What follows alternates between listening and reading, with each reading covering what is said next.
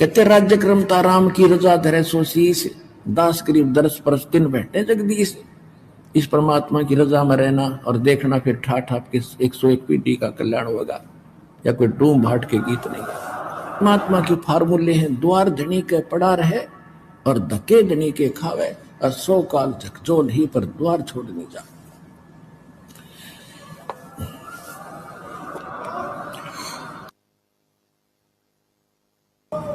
तो इन फार्मूलों को अपनाना पड़ेगा आपने। फिर क्या बताते हैं, धीरे धीरे रे मना धीरे सब कुछ हो, माली सींचे सो घड़ा, भाई ऋतु आए फल हो। एक ये फार्मूला है कि धीरे धीरे रे मना, धीरे सब कुछ हो, माली सींचे सैकड़ों घड़े पानी के, और समय आए फल हो। जैसे एक आम का पौधा बीज बोया माली ने, और उसमें जब तक वो पेड़ नहीं बढ़ता उसकी सुरक्षा भी करता है, उसकी सिंचाई भी करता है, सैकड़ों घड़े पानी डालता है, तो वो उस प्रोसेस का मास्टर है।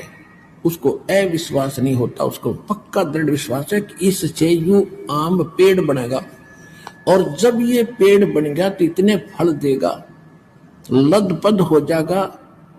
इसी प्रकार आपका यो भक्ति रूपी, सत भक्ति रूपी, यथार्थ भक्ति रूपी पौधा आम का बीज ईब बुया है। आप जब से यहाँ आए, अब इसकी सुरक्षा और आप इसकी संभाल करो, सिंचाई करो, सेवन करो, मर्यादा में रहो, बाढ़ बनाओ, इसकी रक्षा करो और भक्ति करते ही रहो। एक बार इसने थोड़ा सा समय दो, उबड़ दो आपकी भक्ति, और बनन दो इसको भक्ति का पेड़, फिर देखना फल लदपद हो जाओगे, आप भी खा लोगे, रिश्तेदारों को भी पहुंचा दोगे, तो भी ना खत्म हो, इतना सुख देगा। फिर तीसरा फार्मूला ये है, जैसे आपको बहुत बार बताया है कि भगत भी आपस में बताते हैं। एक बहन आया करती थी, सन 2005 से उसने नाम ले रखा था, संतान नहीं थी, और लगभग 15 वर्ष शादी ने भी हो गए थे, लेकिन उसको ज्ञान गुण से कति समझ में आ गया था इस बात का कि अगर होगा तो कदे सुनाई यही होगी, ना हो नहीं संसार में। तो उसको बार बार कहा जाता, बेटी विश्वास रख। कहते हैं कभू तो दीन दयाल का भनक पड़ेगी कान, तो वह भी दृढ़ रही। तो इकट्ठी 2 लड़की दी उसको, 2 लड़की बालक ने, 40 साल की उम्र में। अब 1.5 साल के बाद अब फिर इकट्ठे 2 लड़के और हो रहे, उसके वह कभी इंटरव्यू फिर देगी, आई हुई थी लेकर के, अब 2 लड़के फिर दे दिए। मगर बेटी हाथ जुड़वा देगा तेरे संतान की, तने बस करना पड़ेगा। तो इस तरह की डिमांड रखते हैं, तो आशा लेते हैं, तो उन्हें दृढ़ भी होना पड़ेगा और ये फार्मूले अपनाने पड़ेंगे। फिर देखियो कुकर ना हो जाए। एक भगत आपको बता रहा था इंटरव्यू में, पता नहीं कहाँ कहाँ भक्ति करते थे, 2 लड़के थे, कैप्टन था, एक और अच्छा लड़का था, दोनों की मृत्यु होगी, कई की लाख रुपये लगे बीमार होकर के।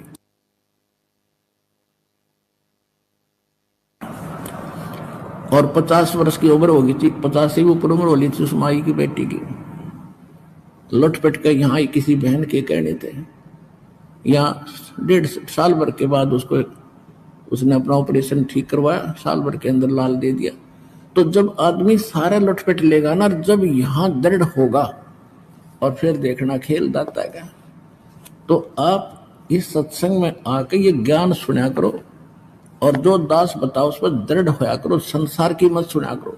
यहां से नाम लेकर जाने के बाद कोई ये कह देगा चल वहां लड़के होने की दवाई मिल रहा है, वो हमारा फार्मूला खत्म, वहां कुछ होना ही नहीं था। भगवान की आस्था है, भगवान ने हाथ हटा लिया।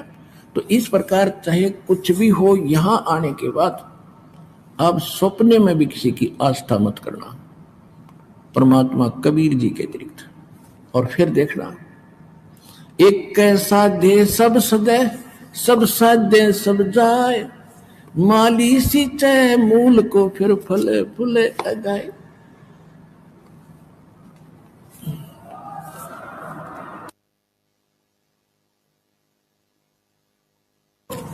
तो एक ये फार्मूला है कि राम नाम रटते रहो जब तक घट में प्राण, और कभू तो दीन दयाल के भनक पड़ेगी कान। मतलब इस श्रद्धा से आप यहाँ आओ, और फिर दूसरा ये उद्देश्य रखो कि मान लीजिए किसी भी कारण से त्रुटि तो हमारी ये रहेगी और परमात्मा वो स्वस्थ ना हो सके और मर गया, मृत्यु भी होगी, तो मनुष्य जीवन मिलेगा। मनुष्य जीवन का मिलना कोई बालकों का खेल है।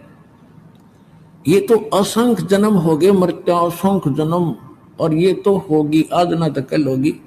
जैसे आज कोई मृत्यु को प्राप्त हो रहा है 50 साल की उम्र में, अब उसको बड़ा बुरा लग रहा है, तो क्या सोच रहा है कि और 10 वर्ष जी जाता, और जो शेष बचे हैं वो कौन से सदा रहेंगे, 10 साल बाद से उनकी टिकट कट लेगी, यहां कोई रह नहीं सकता। कबीर साहब क्या कहते हैं,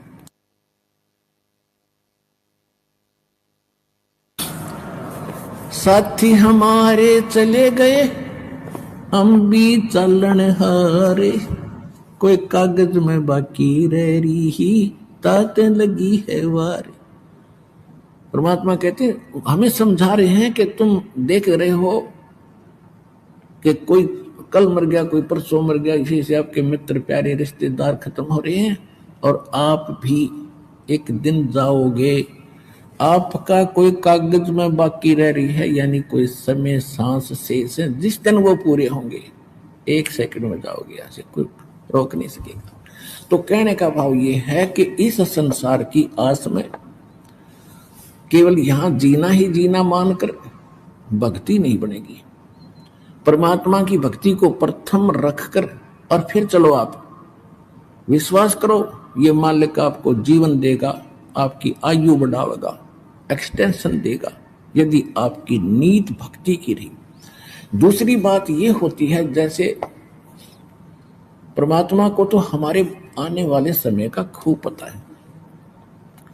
जैसे कोई भक्त की मृत्यु होगी, सतनाम प्राप्त करके सारनाम प्राप्त नहीं हुआ, अब कोई उसके मन में, क्योंकि जो भक्त है उनको तो दृढ़ता रहती है, समाज के लोग वहां आते हैं, पता नहीं क्या क्या उसको कहते हैं, तुम तो ये कहा करते, तुम तो ये कहा करते, और अच्छा भगत था, पूरी श्रद्धा थी, इसकी एक्सटेंशन क्यों ना करी तुम्हारे भगवान ने। तो पुण्यात्मा विचलित ना होना। आपको उदाहरण देता हूं कि उस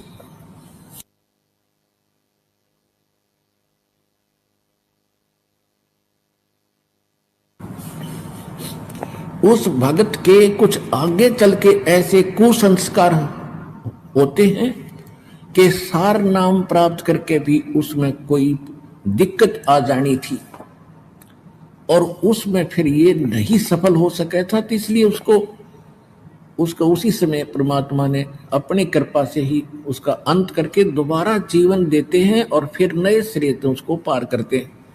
अब तो ये भक्ति युग शुरू हो गया, हजारों वर्ष ये चलेगा, अब तो कोई धोखा है नहीं, मोक्ष नहीं, मृत्यु होगी तुरंत मनुष्य जीवन 10वें महीने आ लेगा। यहाँ पर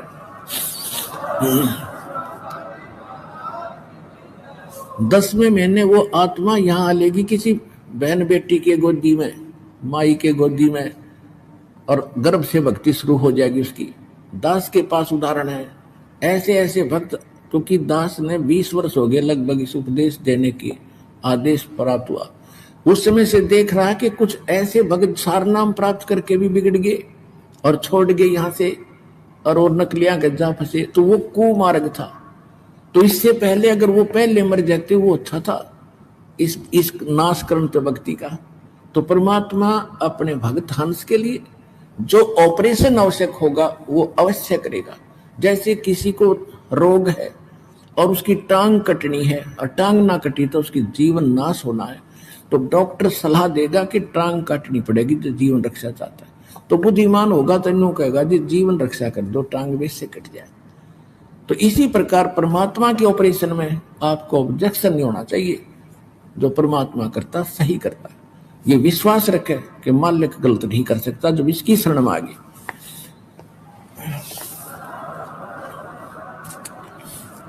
जैसे एक डॉक्टर के पास आप पहुंच के तो वहां डॉक्टर की चलनी चाहिए, मरीज की नहीं। जब मरीज चला होगा तो ऑपरेशन फेल हो जाएगा और वो जीवन अपना हाथ धो बैठेगा। तो इसी प्रकार जैसे आप देखते हो, बिल्ली जो होती है एक घर में बच्चे पैदा करती है और तीसरे दिन उनको मुख से उठा उठा सारी रात दूसरे घर में ले जाती है। क्यों ले जाती है? कि उसको पता है कि कहीं यहाँ कुत्ते कातों को पता ना लग जाए तेरे बच्चों का, यहाँ पता लगा इतना दूसरे में रखे होंगे। और जब वो उठाकर चलती है उन बच्चों को अपने मुख से पकड़ती है। कितने पैने दांतरे होते हैं, दांत होते हैं बिल्ली के, और वो बच्चों को बीच से पकड़कर चलती है। वो बच्चे चू भी नहीं करते। क्यों नहीं करते? क्योंकि हम उनको दर्द होता है, उनको मालूम है हमारी माँ पकड़ रही है और इसी से दर्द हो रहा हमारे को, ये कोई विशेष खास बात है, हमें कोई खतरा है, उससे बचाने के लिए ले जा रही है। तो वो पशु भी इतना महसूस करते हैं, वो भी हाय हाय ना करते और चुपचाप बेचारे नो हो जाते, नो पकड़ जाते हैं और वो पकड़ के ले जाती है और बिल्कुल नहीं बोलते। उनको मालूम है जब शोर कर दिया तो कुछ पहचान ले, कुत्ता आ जाएगा हमें खा जाएगा, तो चुपचाप उस दर्द को सहन करके सुरक्षित हो जाते हैं।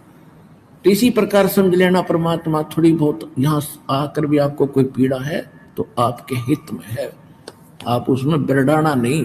कई तनों को मैं 4 बार आ लिया जी, अरे 4 बार में गला टूट गया, सारी उम्र आना है तेने तो यहाँ पर। अगर 4 अपन में थक लिया तीसरी तेरे को लाभ होगा, फिर फायदा क्या होगा इसका? तो पुण्यात्मा उनको याद रखना है।